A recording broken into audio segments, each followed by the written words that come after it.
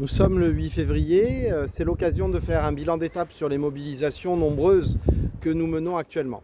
Sur la question des retraites, nous avons marqué énormément de points. Le mouvement social extraordinaire qu'on connaît depuis décembre, le travail des économistes, l'avis du Conseil d'État, la bagarre que mènent actuellement les députés au Parlement montrent que le gouvernement est énormément affaibli, même s'il s'obstine, ce qui n'est pas une preuve de force. Et sa crédibilité politique, tout comme son projet de loi, sont en lambeaux.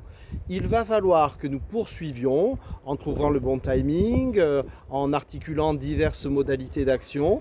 Il va falloir que nous poursuivions nos mobilisations sur les semaines qui viennent, pendant le débat parlementaire, mais sans doute même au-delà, parce que c'est un sujet qui va durer, en particulier si le gouvernement est contraint d'utiliser le 49.3 pour le faire passer au Parlement. Ça va être sur le devant de la scène pour les 2 années à venir. Nous sommes déterminés à mener la bagarre dans la durée pour obtenir l'abandon du projet de loi et la non mise en œuvre des décisions qui pourraient être prises. Sur la question de la politique éducative du gouvernement et des réformes Blanquer, là aussi on voit que la crédibilité de ce gouvernement est en lambeaux.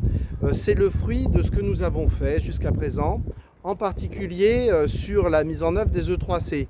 Par la grève des surveillances, par les rassemblements devant les lycées, par la dénonciation de tous les dysfonctionnements que nous voyons dans les salles d'examen, nous avons réussi à convaincre l'opinion publique. Un grand nombre de parents et de lycéens nous ont d'ailleurs suivis que cette réforme du bac n'était pas viable et qu'elle posait des problèmes philosophiques, tout comme l'ensemble de la politique de Blanquer, cette individualisation, ces parcours personnels à la carte et cette remise en cause de piliers de notre système social que sont par exemple le bac ou la question des poursuites d'études et de l'accès à l'université. Donc les E3C sont un révélateur de la réforme du bac, du lycée, de Parcoursup, de l'accès à l'université et nous devons poursuivre nos actions. Le ministre est en difficulté, il annonce des évolutions dans le sens de la simplicité, nous dit-il, c'est cousu de fil blanc. On voit que son objectif, c'est d'accroître la part du contrôle continu, là où nous demandons le retour à des épreuves nationales, terminales, pour rendre à tous les élèves un diplôme national qui ait la même valeur où qu'on le passe, d'où qu'on vienne, quel que soit son lycée d'origine ou son quartier d'origine. Donc, dans les lycées où les E3C sont encore devant nous, il faut poursuivre la grève des surveillances, il faut poursuivre les rassemblements, il faut noter tous les dysfonctionnements qui émaillent ces épreuves.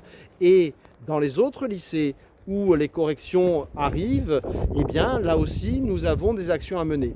Les chefs d'établissement et les IPR nous disent que c'est une obligation de service, mais c'est aussi un lieu de débat et de contestation sur lequel nous avons des revendications. Quelles sont-elles ? D'abord, c'est de corriger sur le temps de travail. Nous demandons partout des banalisations pour que les collègues puissent corriger en lieu et place des cours dans leur établissement, ensemble. Cela permettra en particulier de ne pas avoir recours aux copies numérisées, de ne pas corriger sur écran, mais de continuer à corriger sur les vraies copies. Nous demandons en outre que les dates de retour des notes soient reportées. Les dates actuelles sont beaucoup trop précoces et dans le contexte, nous n'avons pas l'intention de passer nos vacances de février à corriger les copies des E3C. Donc cette date doit bouger. C'est la demande que nous avons faite au recteur. C'est la demande qu'il faut répercuter dans chacun des lycées. Enfin, il y a une question de rémunération. Tout travail mérite salaire. Jusqu'à présent, les copies du bac étaient à 5 € la copie. Eh bien, il faut que les corrections soient rémunérées à la même valeur, ce qui suppose de redéfinir ce que sont les lots de copies, ce qui suppose sans doute d'utiliser les HSE pour rémunérer les correcteurs, mais nous n'allons pas faire ce travail pour 1,37 € la copie ou quelque chose d'équivalent, et surtout pas mettre du zèle, faire du zèle sur les corrections, les annotations et compagnie. À ce prix-là, ça n'est pas digne de la rémunération des enseignants qui corrigent les copies. L'autre sujet qu'il faut maintenant ajouter au panier de revendications, c'est la préparation de la rentrée 2020 avec des DGH qui arrivent dans les établissements et qui sont très mauvaises. Nous avons 1700 collégiens et lycéens de plus dans l'académie pour seulement 2 emplois d'enseignants supplémentaires pour les accueillir. Ça traduit nécessairement une dégradation des taux d'encadrement dans les collèges et les lycées, l'éducation prioritaire en particulier, les lycées où la réforme monte en terminale, et c'est un sujet qui va monter en puissance dans les semaines qui viennent. Il faut à tout prix que nous l'utilisions pour démontrer que ce gouvernement ne porte pas l'intérêt général.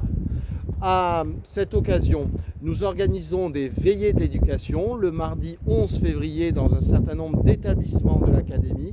Il faut s'investir dans cette modalité d'action. Donc les luttes se poursuivent, elles se poursuivent aussi sur la revalorisation de nos métiers, parce que avec la bagarre que nous menons dans les groupes de travail sur la revalorisation, le ministère est contraint d'admettre que les contreparties qu'il nous demande sont très lourdes, mais que les sommes qu'il est prêt à mettre sur la table sont très faibles. On ne parle plus des 10 milliards qui ont été un temps évoqués sur les plateaux télé, on serait plutôt de l'ordre de 200 millions, ce qui est très loin du compte pour compenser les pertes de pouvoir d'achat antérieures, le gel du point d'indice et surtout les pertes sur les retraites qui s'annoncent avec cette réforme. Nous sommes dans l'action, nous poursuivons dans l'action avec, je l'ai dit, le 11 février, l'éveillé de l'éducation, avec le 12 février, une marche nocturne à Marseille, avec un nouveau temps fort de convergence tous ensemble à l'appel de l'intersyndicale nationale le 20 février, auquel il faudra participer, et d'autres modalités d'action très diversifiées. On n'est pas obligé d'être de triste cire. Vous avez vu par exemple que vendredi, l'intersyndicale à Marseille a été déposé plainte contre le président de la République et le gouvernement pour mise en danger de la vie d'autrui, destruction du bien public, escroquerie financière autour de cette réforme des retraites. Il y a beaucoup d'imagination dans ce mouvement qui bouillonne sur le terrain, qui est structuré par les organisations syndicales. Le SNES et la FSU sont décidés à poursuivre dans la durée pour obtenir gain de cause sur les retraites, sur la revalorisation, sur les conditions de travail et sur les réformes éducatives. On est là pour ça, on continue tous ensemble. C'est nous qui avons la force, c'est nous qui avons le vent en poupe. Le gouvernement est fragilisé, en grande difficulté, il est isolé, il a perdu son capital politique, l'opinion publique nous soutient, c'est pas l'heure de lâcher et c'est la raison pour laquelle on ne lâche rien.